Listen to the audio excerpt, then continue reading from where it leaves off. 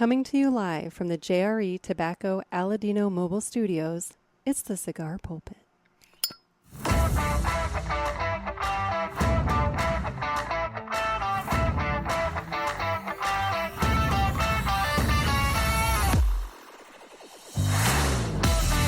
Hello, everybody, and welcome to another sermon from the Cigar Pulpit. I'm the Bishop of the Bird, Nick, and today I'm going to be joined by Mike Brinker, and we're going to talk about working with a damaged cigar, and we're also going to talk about tariffs a little bit, and we're going to just kind of go from there. So I'm just going to go ahead and jump right into it. So this is my conversation with Mike Brinker, and I'm joined today by Mike Brinker. How you doing, Mike? I'm doing good, Nick. How are you doing today? I'm doing all right. So today, you and I are both going to be smoking some LFD. Yes. Now, this was your call. I asked you, like, what are you smoking today? What do you want to smoke? And you're like, I'm smoking this, and I got a reason for that. And so I dug around, and I had a few things from LFD, thanks to Lito Gomez Jr. and going to the trade show. But I decided today on the LFD Double Ligero Lancero. It's a 7.5 by 38 Lancero, featuring an Ecuadorian Sumatra seed Maduro. Well, it says Maduro, but it does not look Maduro. This looks natural to me. Yeah, I ran into the same thing with that. Wrapper with a Dominican Republic binder and filler. I just looked up, LFD Double Ligero Lancero and pulled a little information, but it does not look Maduro to me. But yeah, okay. So anyway, what have you got? I have got the LFD Double Ligero Chisel. Okay. So whereas I have the Lancero, you have the Chisel version. Yes. Okay. And basically, the Chisel part has been compromised a little bit by handling in the box and whatnot. Yeah. And the owner of the smoke shop's like, well, I'll give it to you for just, 50% off. I'm like, well, yeah. Done. Yeah. Because I'm not a chisel guy personally. I usually cut it anyway. Yeah. But that made me start thinking about the next time we got together for a show. It's not unusual to be offered even a free stick if it's damaged from if you're a regular customer, like, hey, I can't sell this one. You want it? I always take them because unless it's like broken half, yeah, I can usually, or if it's split, all the way down, that's a different story. But, there's ways to go about trying to smoke a slightly damaged cigar if, one, that's all you've got, and two, it's a heavily discounted cigar. Yeah, no kidding. Well, why don't I cut the cigar real quick, and that way we get that, and then from there we can get into all that. So it's time to cut the cigar, and the official cutting is brought to you by 2guyscigars.com. That's the number 2, guyscigars.com. Two Guys have been around for 40 years, and they are the trusted name in the cigar industry. Everybody knows Two Guys, but if you don't, please give them a try. You won't be sorry. Family-owned and operated, 2guyscigars.com does the very best to provide a great selection, fair prices, and excellent customer service. You just placed an order from them not too long ago. I just got the confirmation today that it shipped. Awesome. Now, they did contact me because I thought it was going to be about my ID, but it was actually I ordered some leaf cigars after watching your previous show. Yeah. I hadn't had one in a while, and I haven't found any down here in Central Georgia. Well, apparently they haven't found too many either because I ordered 3, and they only had 1. Oh, shit. So they asked, if it was okay to ship light or if I wanted something different. I said just ship it light. But, I placed a rather large monthly order like I usually do. Yeah. There you go. And I made sure to put per cigar. I was going to say, I always do. Make sure you tell them that the Cigar Pulpit sent you. And just remember, that's the number 2, guyscigars.com. And with that, it's time to go ahead and cut the cigar. I thought I had schmuckus in there, but I didn't. Or at least if I did, it didn't come crashing. Oh, there is a little bit in there. Did you get your show pack? I got it just yesterday in the mail, yes. Yeah. Yep. I usually get mine about a day before you. Yeah. Well, post office. I swear. They've gotten worse and worse and worse. And yet, man, they were up my printer's ass yesterday about my newspaper stuff. I'm going to rant for just Go right ahead. Split second here. So the way my newspaper works is every week my printer submits the paperwork for my newspaper to be mailed out that week via a program, online. And for whatever reason, this program was down this week. So we had to manually print out the documents that I could take with the papers to the post office. So they had a hard copy instead of it being in the computer program. Well, last night my printer's texted me and he goes, "I'm going to war with your post office over this." He's like, they refuse to take it if it's not electronic. And I'm like, we've done this not a ton. I'd say I could probably count on two hands. But still, we've done it, a minimum of 10 times over the past 10 years that I've been publishing. And yet, for some reason, they were just dead set that this. So I have no idea if my newspapers went out this week. For all I know, they're sitting in the back room of the O'Fallon post office while they're waiting. But I do know that the digital thing came up today, and the paperwork got filed digitally today. So I don't know. All I know is, these damn postal employees work in the back room. I want that clarified. I'm not, I don't want Chris coming at me again. Some of them just, if you don't do it the way they know how to do it, they just lock up. Right. There's no ability for them to adjust and deal with a problem that's not in their manual. If you don't. Like that comedian, I forget who it was, like Chris Rock or someone, and McDonald's when the change dispenser went out, and they were just like, right? It just killed them. I don't know how to make change. I mean, same thing. So, in this case, it's been a nightmare. But anyway, I'm going to light my cigar. So I'm going to light mine. Now, while you're lighting yours, I'll talk for a moment. So I got the show pack in the mail yesterday, and I opened it up. I'm not gonna spoil it for anybody, but this was a really good month. That's what I said to you. I was like, this was a total bargain for the $29.99. Yeah, I mean, I was pretty happy with this month's show pack. So, it's a good month to be a Cigar Authority show pack buyer. But the other thing, I want to hit it now, nice and hard in the beginning, and I'll circle back to it again. Pulpit Fest tickets. Pulpit Fest tickets are on sale. Guys, if you're interested in the VIP Pulpit Fest ticket, you need to jump on it. More than half have sold already. To be honest, there's, last I looked, maybe 6 left.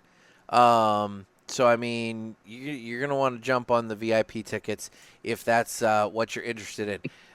General admission, they're also selling, so those are also capped. So if you're interested in coming to Pulpit Fest, head on over to Eventbrite, search for Pulpit Fest 2025, and get in on it. I know I've posted the link is in the bio on my Instagram account. The link is in the Parishioners group on Facebook. It's around. You can always go to cigarpulpit.com. It's on there. I don't update that website nearly enough, but I did put up the link and everything on there as well.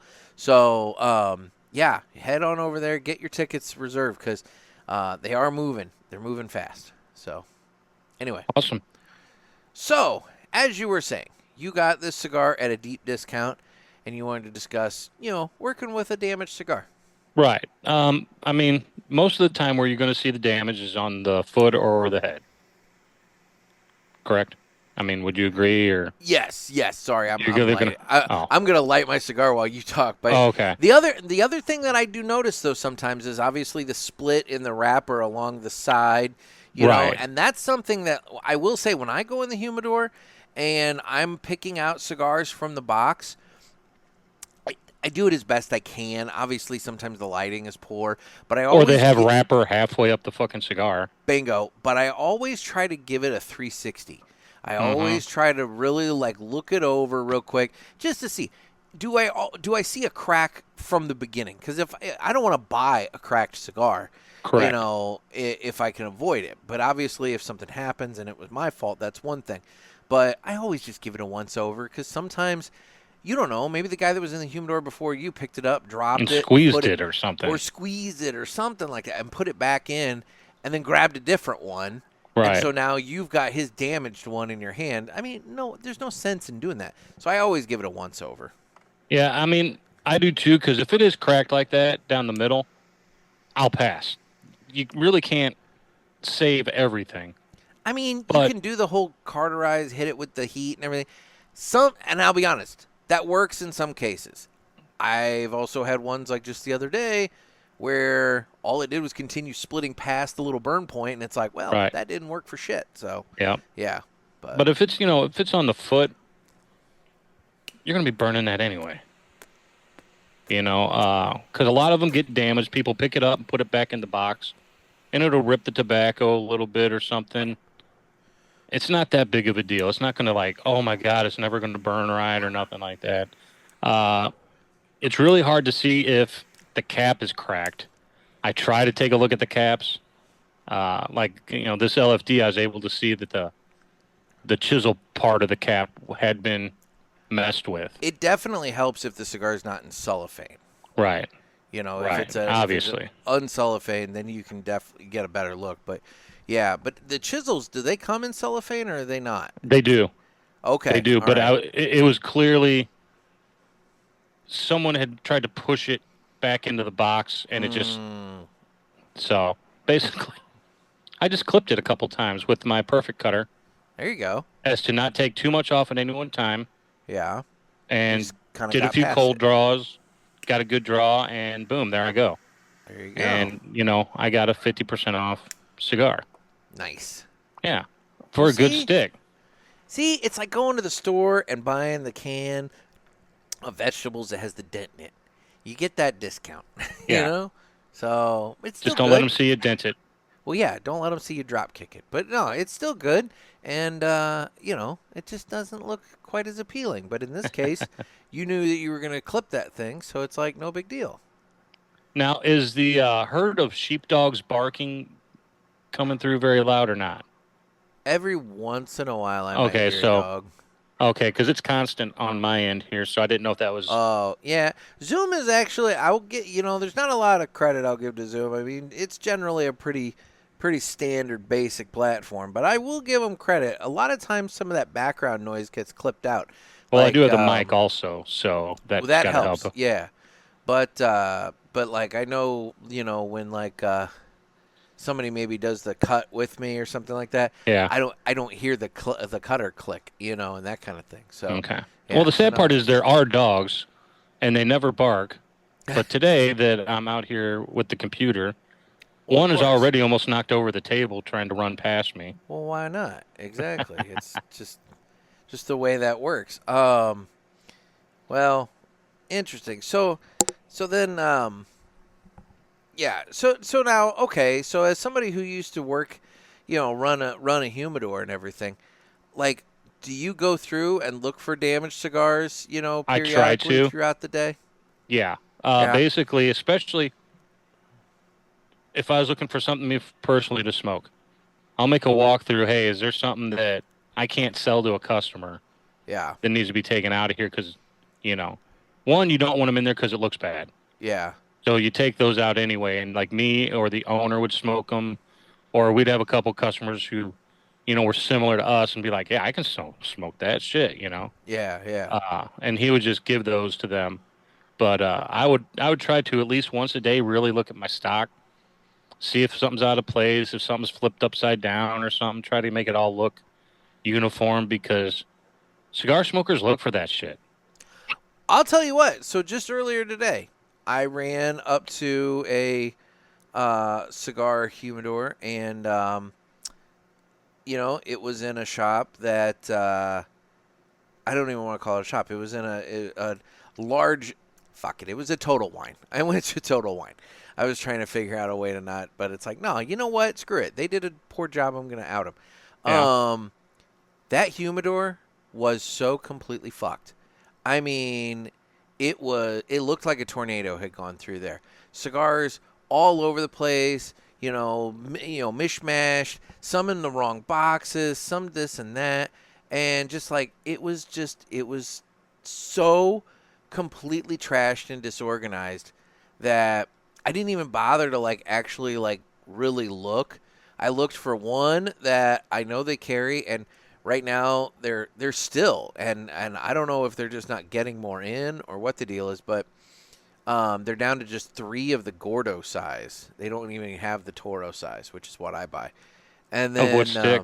the Reserva Real Oh, Nicaragua, you know, and then I found the couple of cigars that I went there for, and gave him the 360, gave him the look, to make sure. And then, just kind of the other thing I wanted to get was a can of butane. And they didn't have any cans of butane. They had no butane. Like, and I didn't even see a place on any of the shelves where they would or it was have missing. it displayed and missing. Yeah. So, like, I'm thinking to myself, I'm like, do you guys just not care? You sell fucking Vertigo and Lotus lighters, but you don't carry butane? Like, what is That's going one on thing. here? If you're So selling the lighters, you got to carry some butane. and then I'm thinking maybe they keep it at the registers. So I'm like looking up and down the registers, and no, there's that. And then let's not, I'll continue this gripe about Total Wine for a moment. They had one register open, and the line was 8 people deep. And then finally, some guy goes walking by who works there, and I see him like touch a little button on his belt, and he's like, "Register back up." And then like one guy comes up there and opens up another register. So now it's 2 registers, 4 people deep, And I've got 2 cigars. And Yeah. the lady in front of me's got 6 bottles of whatever. The person behind me's got a cart full, like they're having a giant party. And it's like, dude, it's like 1 o'clock, or not even. It was noon. It's like noon on on a Thursday. Like, what are you guys playing? I guess Cinco de Mayo is coming up, so maybe Yeah, that was that's it. Monday, I think. Yeah, that's Monday. Yeah. Get your margarita on. But yeah, no, it was a weird trip to Total Wine. Plus, But, it's graduation time, so people are stocking up for parties and stuff. Well, yeah, we got to get all of our underaged, Kids 18-year-old high school graduates drunker than shit, right? Mm-hmm. Not advocating that in case any law enforcement might be listening. I don't have a 18-year-old to get drunk, but anyway, yeah, it was, dude. That I'll tell you what, I'm gonna that Total Wine Humidor used to be really good, and you know when it was good, it was when Snappy Big Man. Fuck him. Not Christopher. Christopher Manzo. He worked there for a hot minute. That's where I met him. He was working the humidor and the whiskey section. Okay. It was not too long after they opened, I don't feel. And son of a bitch, man, he maintained that humidor. He had a shop a long time ago. Yeah. And he treated it like it's his own. And he did a good job with it. And ever since he left, that humidor has just gone to shit progressively more and more. And I'm standing there in the checkout line looking up at a big old banner that says, "How did we do? Go to telltotalwine.com." And I'm thinking, man, I got a fucking few things to tell you guys about this place. Fuck but yeah. But the problem is, in my experience going to Total Wine, it's not really unusual. Unless you have somebody working on staff that's a big cigar guy. They're not going to care. Their humidors are crap. And yet, they're real proud with that sticker on the front door saying that they're the nation's largest, cigar retailer or something like that. And it's like, are you? Anyway. That's my Total Wine rant. But I don't even know why I went down that road. But we were talking about disorganized humidors. Yeah, disorganized humidors. So, but yeah. I just wanted to let people know, don't just pass by a cigar that's offered at a discount just because it might have a little damage. Take a look at it.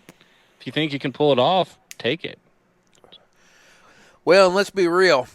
With the way things are rolling in my email inbox with price increases, any discounts you can get on cigars at this point are probably going to be valuable to you. So, to your point, don't overlook the slightly ugly maybe slightly damaged, but you can work with it cigar if you can get Right. it at half off, because you're gonna, half off what some of these cigars are gonna be by the time it's all said and done.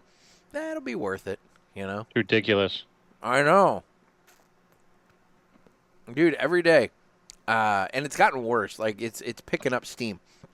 It started just a little bit ago, and it seems like every day now more and more and more of these are coming through. And I don't want to signal out any one company, just because but some of them are weird. Like one of them was like, oh, we're doing a price increase unless the tariffs go away, and then at that point we'll get rid of it, which I can respect that. That's Right. basically them saying like, hey, we're only doing this because of the tariff. Another one said that they were gonna put a quarter, add a quarter to each cigar, and that if the tariff per cigar is more than 25 cents, they would just eat it, and it would just be what it is. Which, okay, I mean, I guess, but The one yeah. that got me was, like we discussed, we're just raising prices 10% because we're paying a 10% tariff. Well, and the math doesn't work that way. No, no, For what they're raising their price to is them selling that to the retailer. yeah, They're not paying what they're charging the retailer extra for the Yeah. tariff. They're paying 70% of that. Okay, so they're pocketing more money and blaming it on the tariff because most people are just going to be like, oh, yeah, well, 10% because of the tariff. Okay. And they're not going And to sit there and think about it. as somebody who's worked in, a cigar shop, that the wholesale price typically is half of the MSRP or half of what the retail price is. So Right. if let's say, you're tacking on 10% to a $5 cigar, wholesale, that cigar now is $5.50, correct? So Yeah. then at that point, now you're The retailer the retailer's doubles buying up. at $5.50. Retailer doubles. Now it's $11. It's not $10.50. Right. It's $11. So you the retailer might be getting dinged an extra 10%, but me the consumer, I'm getting dinged an extra 20% in terms of that. I guess it does still equal out to 10%, retail side wise, but it's still double what the increase is. If Right. the increase is It's not about the percentage. It's about that 10% only reflects what the farm's selling it to the manufacturer costs. Yeah. So that was, I do it by boxes just because it's easier bigger numbers, bigger round numbers. Yeah. So the box coming into the United States costs $100 to Tobacco Company A. Okay. So they're paying $110 now for that box. 10% tax on $100 is $10. All right. So there, you figure from what I've seen and heard, maybe a good margin is 20% from Tobacco Company A to make on a box. Okay. Okay. They work in volume, not, like a retailer just selling a stick. Yeah. So, and I had the actual math on this, but I did not bring it. But, okay, so if they want to make 20% profit off a $110 box, it would be X amount of dollars. Okay. Okay, but they're not doing that. They're just taking and adding another 10% to what they would have. Yeah. And it just trickles down. People are going to get screwed from some of these companies and some retailers. Most retailers are probably not going to do that. Most retailers like me, you get the invoice, you see what you paid for that box, regardless of tariffs or anything, and you make your standard markup.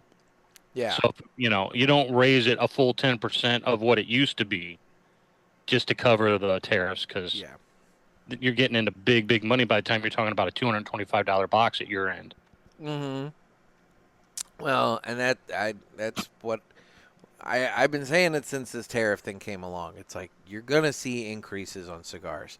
It's just a matter of how much of an increase is it going to be at the end of the day, and it depends on ultimately it depends on, what the companies, the manufacturing companies decide to do, how they decide to address it. I will say some of these companies might be using the tariff as a way to hide other deficiencies and to generate revenue that they were already missing or needing, and so And I guarantee that's they're not cool. going to come down when the tariffs all of a sudden disappear, Mm-mm. which most of these countries are already negotiating out of these. Yeah, I'd be curious that would be an interesting thing to track who put what on the cigar, and then who then drops it when and if the tariffs go away. It's like the fuel surcharges on deliveries. Those never went away. Oh, Never. dude. I mean, so many of the price increases that we saw during COVID, never went away. I mean, just everything, Hell. Well, and the surcharges on fuel, that was from like 2010 and shit. Yeah. But yeah. No. I mean, dude, I live in Illinois. They passed a gasoline tax increase in 2019, and they built into the law that every year afterwards we would see a gas tax increase in July based upon the rate of inflation. So, we have one of the highest gas taxes in the country now. And it all started in 2019 when they don't even have to vote on it anymore. It just happens, So, well, and here's the ironic thing about that is that gasoline tax adds to the price you're paying in gasoline, which adds to inflation. Mm-hmm. So that tax is creating more inflation that it will base its new tax on the following year. Yes. Yes. And people are just like, okay, that makes sense. Yeah, well, no. What happens is people like me jump the river and go over to Missouri to buy my taxes and my smokes, It's like I get my tobacco over there cheaper and I get my gas over there cheaper. And your weed.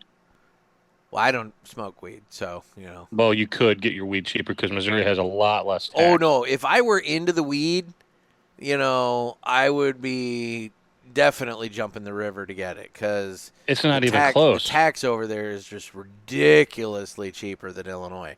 People out there in Pulpitville, listen to this. You pay 4% more taxes on a cigar than on marijuana in Missouri. Isn't that fucked up? Isn't that messed up? Mm-hmm. Yeah. 10% for tobacco, 6% for marijuana. And it's not based on a cigar or pounds. It's based off the purchase price. Now, in all fairness, the municipality can institute a 3% marijuana tax too, to where at that point your it's still less. Could be only 1% less than a cigar, but still, yes, exactly. Isn't that? And weird? that's why most of the shops, I don't know how familiar, are in unincorporated St. Louis County compared to other municipalities. Really? Because St. Louis County is like, we don't have time to go through every little thing. We're not going to mess with it. Yeah, we're not going to mess with it. I never tracked that. Interesting. Oh, Lord. Well, speaking of talking about like, it's not based upon pound or weight or whatever you're talking about, did you see this one? I will just go ahead and call out because I think it's just kind of interesting. CLE, their tariff thing, apparently it's based on ring gauge. What? Yeah. So like, I guess the amount that they're doing is based on ring gauge, which I mean, given the fact that they have the 8x80 and 990. Yeah, exactly. So cigars up to 52 ring gauge, it'll be 20 cents on the wholesale price. Cigars 54 ring gauge and larger will be 30 cents on the wholesale price. And I mean, I don't know if weight has anything to do with. It doesn't. It's a percentage of the wholesale price. Thing. Yeah, I don't know why. So yeah. Yeah. That's the thing. So yeah, you're gonna have to pay a little bit more for your big fat, asylums that you like. So Um, yeah, there's a nice little handy dandy chart here of companies and who's done what. Looks like currently the ones that have instituted a price increase due to tariffs would be Aganor Salif, Altadis, Artista, Black Star Line, CLE, Drew Estate, Dunbarton Tobacco and Trust, EP Carrillo, El Septimo. Oh, God, can you imagine what the price increase on an El Septimo looks like? Now, here's my question. Yeah. Altadis, they're owned by a Chinese corporation, aren't they? I believe so. So would they be paying Chinese tariffs? Well, no, I think it's where they're coming from. Okay. So, be it Nicaragua or the Dominican or whatever. Okay. Yeah, I think it's where the product comes from. I don't think it necessarily has to do with like where they're based, but Esteban Carrera, Habanos SA, which I mean, what the hell, Like, correct me if I'm wrong, that's the Cuban cigars, right? So Yeah. like, how can they be imported anyway? Exactly, they're not getting imported in the States. What's up there? La Aurora, Oscar Valadares, Patoro? I don't know. Yeah. Placencia, Perdomo. Oh, God. This is that Polish one that Paul Postanie? I think it's Postanie. I don't know that one. Paul has attempted to get me to pronounce that correctly since we were down at PCA, and I struggle with it because it looks like it's Paustain, but I think it's Postanie. Now that Patoro, Yeah. we actually carried that for a while. Oh, it really? It was a side project distributed by they went out of business. Then some owner brought them back for just a few sizes. They had the big store in New York. The big shop. Nat Sherman? Yeah, Nat Sherman. The Nat Sherman people would sell Patoro. Okay. I don't know who manufactured it or blended it or anything, but they would distribute it here for a while when we carried it. There was a few different leaves, and it was actually a pretty good stick. It was a little pricey for something that nobody knew anything about was the problem. Interesting. And then Roma Craft would be the last one. So those are the companies that so far have announced some sort of a tariff-related price increase. And they're all doing different things, so like it's hard to say like what is what. So I don't know. Oh, and I guess Southern Draw. That was just announced today. Yeah. So, yeah. But basically, if you go to your shop and your stick is 10% more than it was, you're getting screwed because it should be only maybe about 7% more at tops. Yeah. Yeah, that's the thing. Anything else, they're screwing you. Yeah. Well, it's the day and age we live in, man. It's the financials of the world, Now, everybody's getting screwed. The thing about it is, I don't know if you remember this, but they all raced to get their new 2025 price increases in January and early February. Which always happens. In all fairness, that always happens. It's like at the beginning of the year, everybody's email inbox fills up with press releases and announcements about price increases. So yeah. But no, you're right. So this would make the second round in a roundabout way. Now, granted, it's obviously I think in some cases it's situational. Like I don't think I don't think Perdomo would have been tacking on an increase. I don't think Aganor Salif would have been tacking on an increase, at this point in the year had this not come along. On the flip side, though, some of these smaller brands, given the state of the economy, state of the world, and everything else, you know what? I could see where maybe they're like, shit, we need to do it again. let's do it under the tariffs. Like this past weekend, I always watch all the Barrett Jackson card auctions. Okay. Yeah. Okay, they're big deals. They do like 3 or 4 of them a year at different locations. This one was in Palm Beach, Florida, Yeah. Okay. and What'd you all bid the cars were going for way less than normal. Yeah. And and it wasn't just me. Like the announcers are like, "Well, in Scottsdale 8 months ago, that exact same car would have brought like $50,000 more." We're talking real money here. Really? It's like people. It's hurting everybody. Hey, look.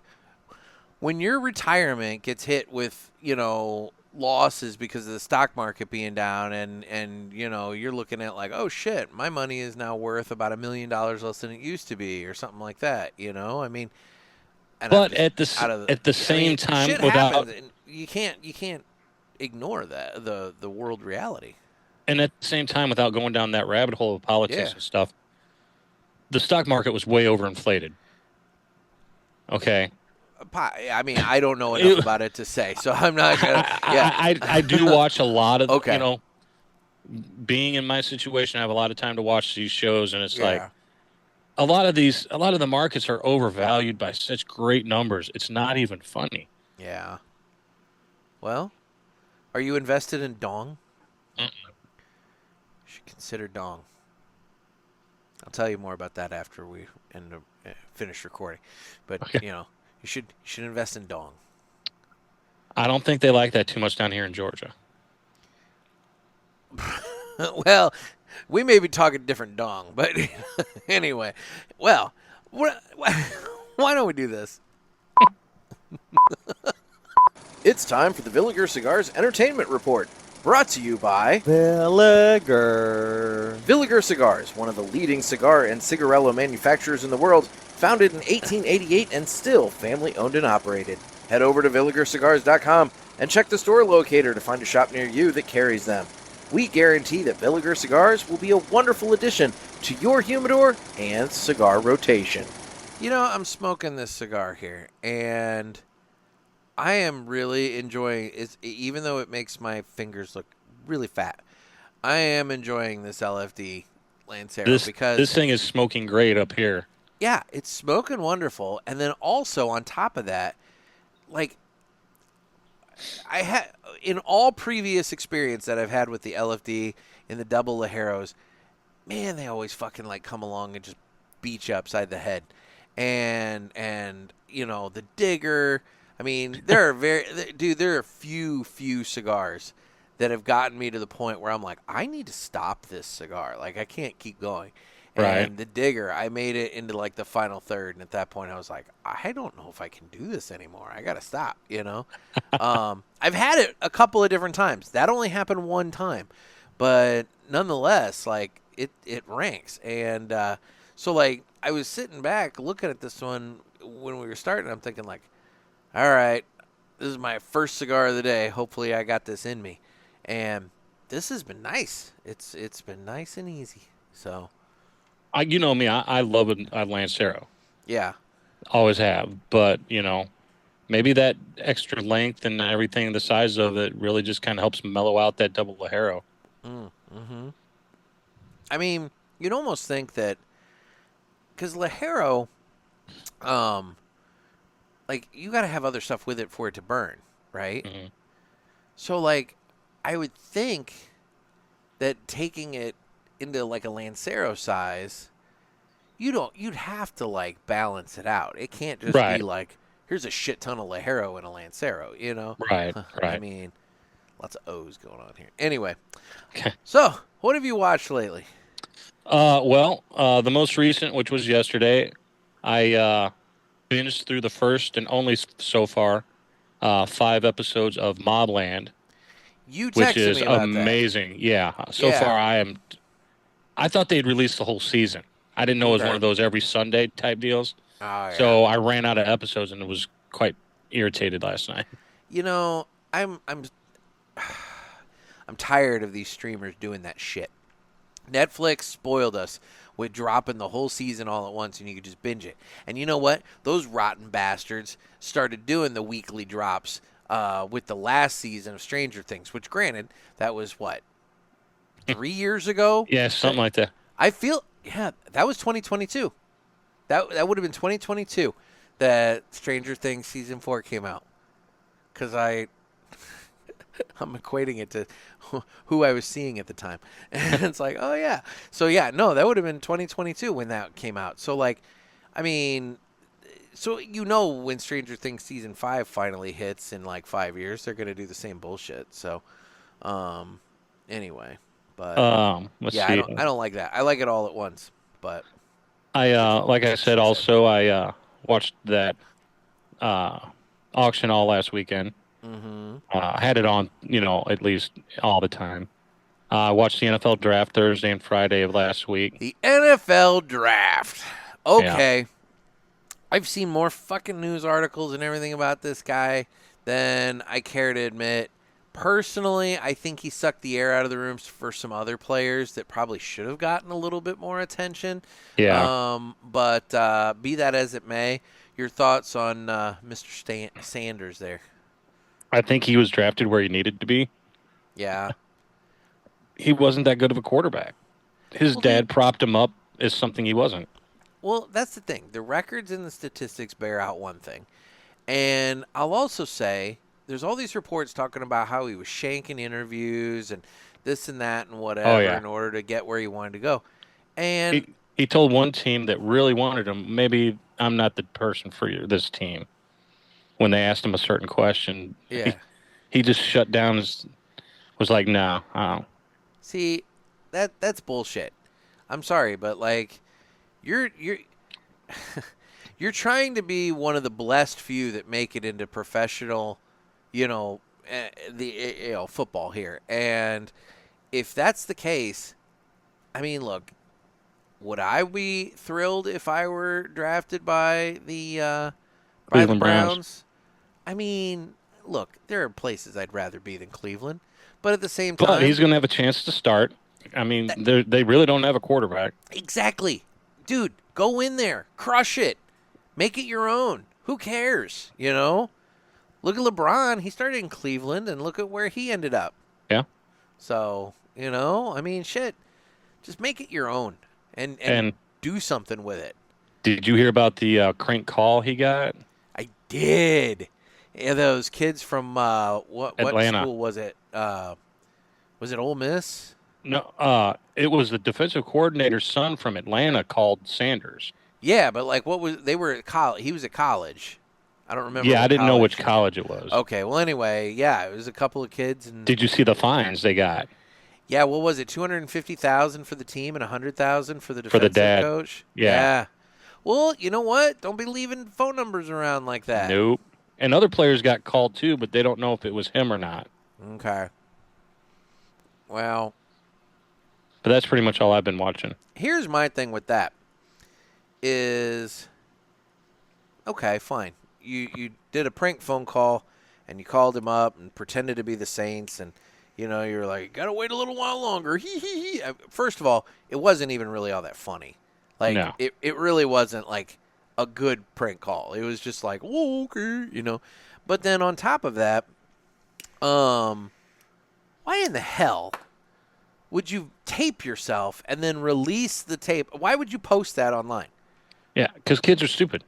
Obviously. When I did my shit, I never let anybody record it, or else they were buried where we were burying the other things. Oh, dude, I am so grateful that my college experience was before Facebook. It was becoming a thing when I was leaving, and I am so grateful for that because so much ignorance could have, just haunted me, coming further into life if Facebook would have been a thing. But, I'm happy. Or cell phone cameras. Right? I mean, I'm so happy none of that was a thing. But no, I if I were that dad, I'd be like, now granted, it's $100,000. Realistically, his kid's not going to be able to like just pony that money up and pay for it. But I damn well would have my kid on a payment plan for like quite a while until he paid me a bulk of that back. You know? I'm just saying. I want my kid to pay that fine. You there? Hello? Yep, you there? Did he freeze? Hello? Mike, you there? I can hear you. Can you hear me? Okay. And now I can. Oh, there you are. You're back. Okay. You froze there for a minute. Oh, well, I don't know, me or you. So, okay, so, I've been excited because King of the Hill is coming back. They're doing new episodes. It's supposed to come out later this year sometime. I'm a little concerned because I don't know how they're going to do it. So obviously Brittany Murphy, passed away. So I'm assuming Luann won't be in the show. Dale, he passed away. Now he did record some lines before he passed away. So what I'm thinking is that like he might be in it to some degree. I don't know if he's going to be in it. They fully. may use AI. They might. I'm just saying, They probably could, and let's be real, there's how many seasons of that show that you can draw from to create the voice. Right. And if there's any use of that, this would be the situation. A cartoon character voiceover where the actor has passed. Well, as long as the family's cool with it and the family's getting money, then I don't have a problem with it. Mm-hmm. But if Fox is reaping in the money and not paying anybody for it, just saying like, oh, well, that's all old footage that we just repurpose. I mean, that's bullshit. But like Tom Petty, he's the other one because he played Luann's husband. Yeah, I forgot about Tom Petty. So those three voice actors are gone from that show. So, they're going to have to figure out what they're going to... Now, with Luann and Tom Petty's character... You could just have them move off somewhere. Exactly. They can move away. The Manger Babies puppet show could be big in Hollywood or some shit right now, and it's no big thing. Dale, on the other hand, is a slightly different situation. He's too important. I mean, AI could be one thing. It could be interesting if they actually kill him off in the show and have John Redcorn move in with Nancy. Maybe we finally acknowledge that Joseph is John Redcorn's kid. But I'll tell you, I've been watching the old King of the Hill. I've been burning through that, and son of a bitch, if that show isn't so funny, it's dry humor, but my God, it's so funny, and it's not stuff. I did not fully appreciate it when it was on before. I don't know if I was too young or what, but I just did not appreciate the humor in that show when it was on before. But watching it now, I'm like, this is freaking great. So, yeah, I've always enjoyed it. I've been watching that. I'm also having issues with my cigar staying lit.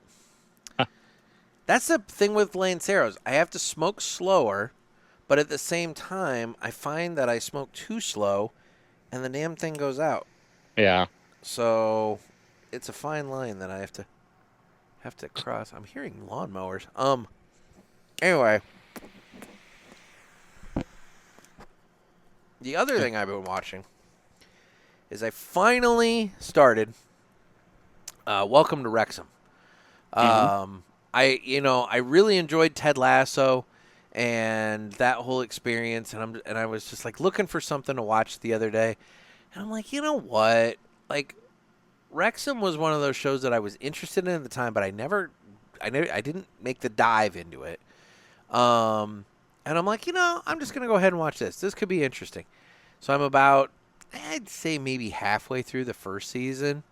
And it's been interesting. It's a slightly different perspective on, the soccer thing. But what has been interesting to me is that they focused a lot more on, at least in the beginning, the rebuilding of the team. But it's like not just like, oh, we need a new coach and new players. It's like, dude, it's a rebuilding from the ground up. It's okay. The struggles of getting ownership of the facility, redoing the pitch, the field, and having to do it again because it didn't take the first time, and when these guys were stepping on it, like the grass was coming up and this and that and whatever.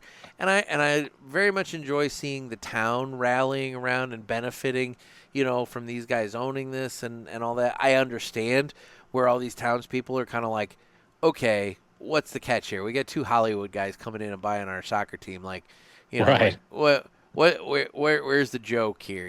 That kind of thing. But they seem sincere about it, and I mean, obviously they've owned it for a while now, so like must have been a real thing. But I've enjoyed that show so far. Good. Yeah. Have you seen any gone to the theater or seen anything lately? No. But as soon as I humanly possibly can, and it might even be this weekend, just because Thunderbolts.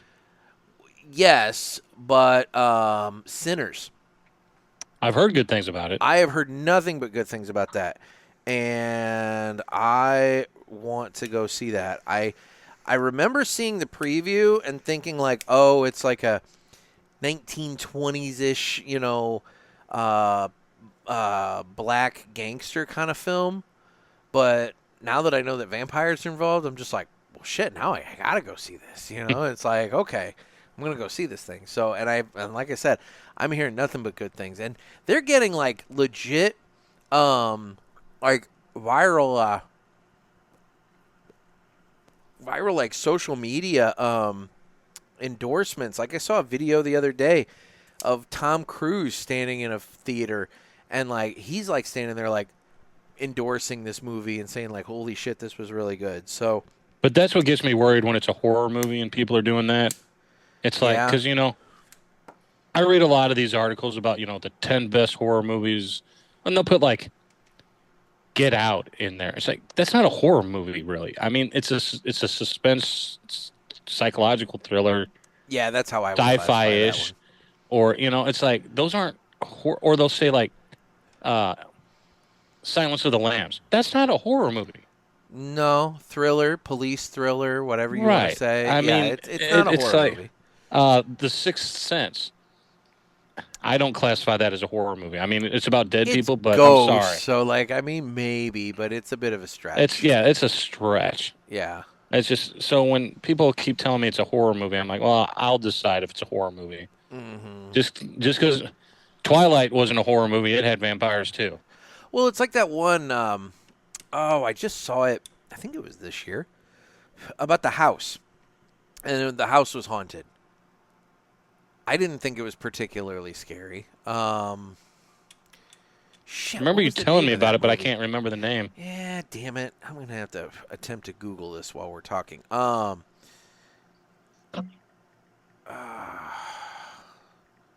Yeah, I it wasn't particularly scary. It was all right, Presence.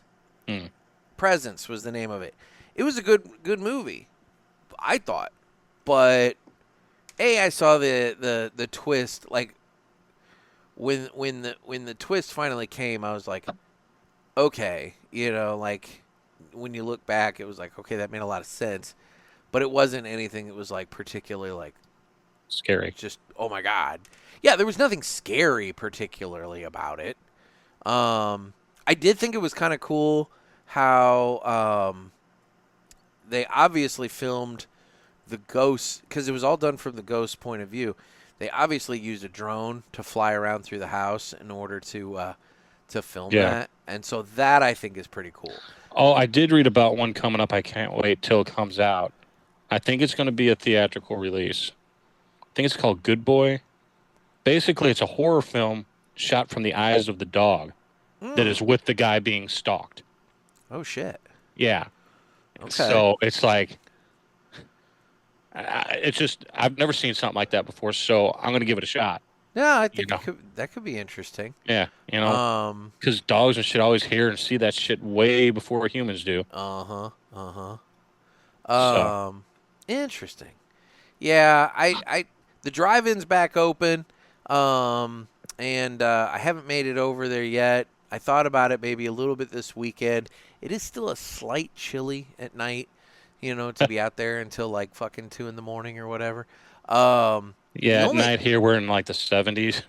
Well, and the problem that I've got with it is I don't know who's organizing the movies at the drive-in right now, but they make no fucking sense. So, like, they've got Thunderbolts and Minecraft as one double feature, and they've got Sinners and Mufasa as the other one. And it's like, why would you not combine the two kids' movies, Right. and put Thunderbolts and Sinners as the other one? You know, or at the very least, flip the order. Put Sinners behind Mufasa and Thunderbolts behind, Minecraft, so that parents can take their kids to go see the movie at like 8:10, and then they'll bail, and then the more adult one will start. Like, Right. why in the world are you playing the two adult movies when the kids are going to be awake, and play the kids movies later when the kids are going to be asleep? Yeah, I don't know. that's a head scratcher there. TM. I don't know. I just, this is one of those things where if I ruled the world, things would be different. I would make sure that the drive-in. I don't think they have any of them down here. Drive-ins? Yeah. Dude, I love the drive-in. Ever since I started going and I realized I can sit out and smoke my cigars and watch movies at the drive-in, I am all in on that. And it's so much cheaper. It's like $13 a head to go and see a double feature at the drive-in. Yeah. And at some point they're going to be doing their big film festival. That's always near the beginning of the season, where they do like 2 or 3 nights of like triple features of all kinds of older movies and shit. So like that'll come up. It's like I like the drive-in, so it'll be good. Awesome. I'm trying to think if there's anything else that I've seen come into the theaters that I'm like, yeah, I need to check that out. I mean, obviously there's the big ones, Superman and Fantastic Four, and that kind of stuff. But like, well, and next year, I sent you that link for Voltron coming out in 26. I didn't even know that was a thing. I didn't either till I saw it had wrapped filming. That's interesting. And Henry Cavill, no less. So it's like, yeah, that's kind of interesting. It's like it was a big budget, but did they try to get too cute? That's the only problem. We've discussed that. Try to make it too politically correct. I just want to see giant robot lions form into another bigger giant robot that hacks and slashes giant alien creatures. That's all I want to see. And waiting half the battle to do it instead of just. Well, yeah, hey, of course. Let's just not even fuck with the lions. Let's just become the robot. Just go straight into the robot and cut it in half. Because that always works. The lions, they never work. Oh God. Anyway. Well, let's do this now. It's time to fly high with Blackbird Cigars. Blackbird Cigars offers you remarkable quality using the most delicate and finest tobacco to always ensure that you're receiving unsurpassed cigars. Blackbird Cigars strives to give you undoubted repeating flavor for every cigar you smoke and impressive quality so that you can always expect greatness. Check out their website for a full list of stores carrying Blackbird Cigars and give them a test flight. Blackbird Cigars, can't clip our wings. All right, so today we're going to hear about Liz Murray. Liz Murray grew up in the Bronx in New York in a home plagued by drug addiction. Her parents were both addicted to heroin, and her childhood was marked by poverty, hunger, and instability. Often there was no food in the house, and she would eat ice cubes to feel full. Her mother died of AIDS when she was 15, and when Liz was 15, not her mom. And she ended up homeless, living on the streets or in subway stations. Despite her circumstances, Liz was determined to change her life. She began attending an alternative high school and completed 4 years of school in just 2 years, and doing this while still homeless. Her hard work paid off when she won a New York Times scholarship and was accepted into Harvard University. Her story gained national attention and was turned into a TV movie called Homeless to Harvard. And today, Liz Murray is a motivational speaker and author, sharing her story to inspire others facing adversity. So be like Liz Murray and Blackbird Cigars, and don't let anybody clip your wings. Nice. I think so. It's nice. And now, because it's Friday, we have a Pinky fun fact. And I'm excited about this one because I feel like this is one that you and I might have an opinion on. So we have the Pinky fun fact. Hey, it's your girl Pinky. Ready for a fun fact? Chris Nicholson is an award-winning magician who holds the world record for unhooking 20 bras in 1 minute. Go, Chris. This has been Pinky, and I'll be back next time with more fun facts. I mean, 20 is impressive, but I feel like those are rookie numbers. You can get those numbers up.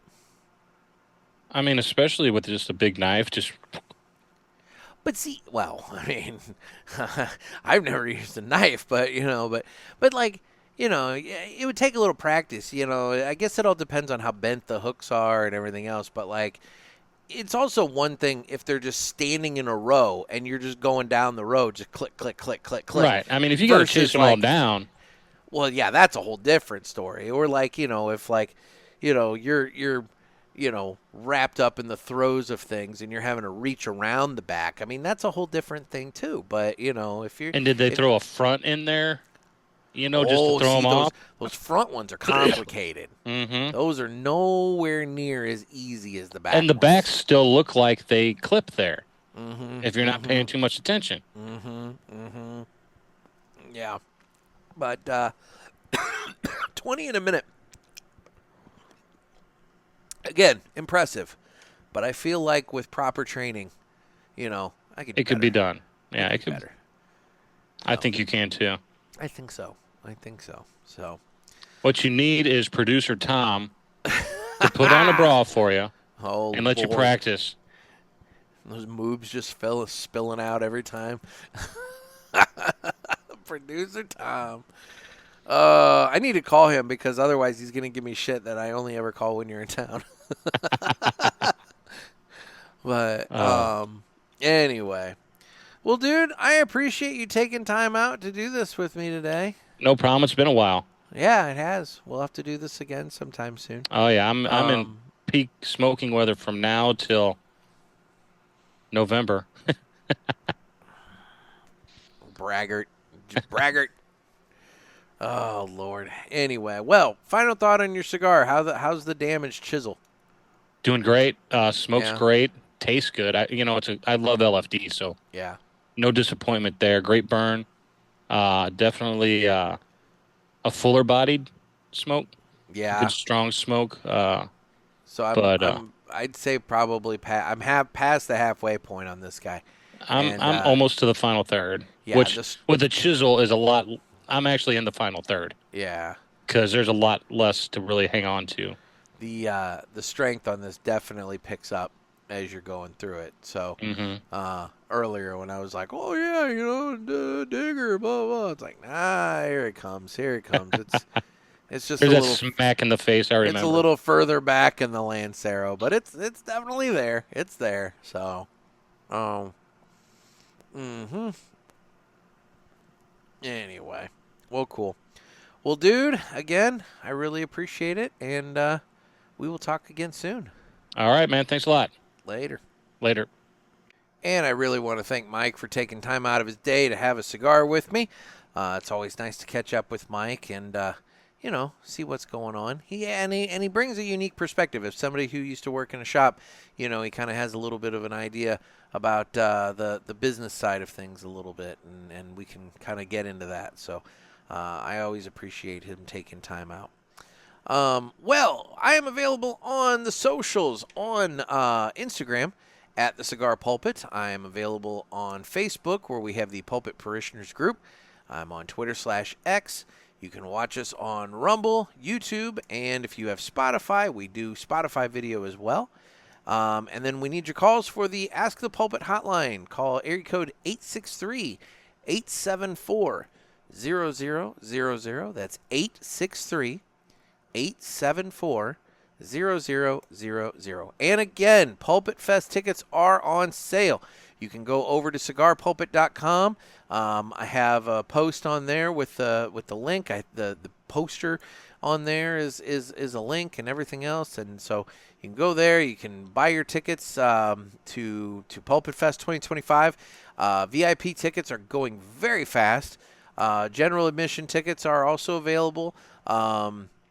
if you want to get in on the lower price point tickets. In terms of the both tickets, you get a nice goodie bag. It's going to be filled with all kinds of great stuff. Last year's goodie bag was valued at over $200. This year we're hoping to do even better. The VIP, we have a dinner scheduled for Thursday, August 21st. It is going to be a cigar dinner, private cigar dinner for just the VIPs with Renee Castaneda, president of Villiger Cigars North America. And then on Saturday, the 23rd of August, VIPs will be invited to a light breakfast with Justo Aroa of Aladino Cigars. So you're going to get a little FaceTime with some of the manufacturers in a little more private, smaller setting for asking questions and discussion and, that kind of thing. And then otherwise, we're going to have all kinds of fun over that weekend. The main time is going to be August 22nd through the 24th. We're going to have all kinds of fun over that course of that weekend. You're not going to want to miss it. Anybody who went last year, it was a good time. Get in on the fun this year. You're not going to regret it. And anybody who didn't go last year and has a little FOMO from it, well, this is your opportunity to get in on it and have fun. So again, head on over to Eventbrite. Buy those Pulpit Fest tickets. Let's get those sold out. Otherwise, guys, this has been another sermon from the Cigar Pulpit. I'm Nick. Stay safe and stay smoky.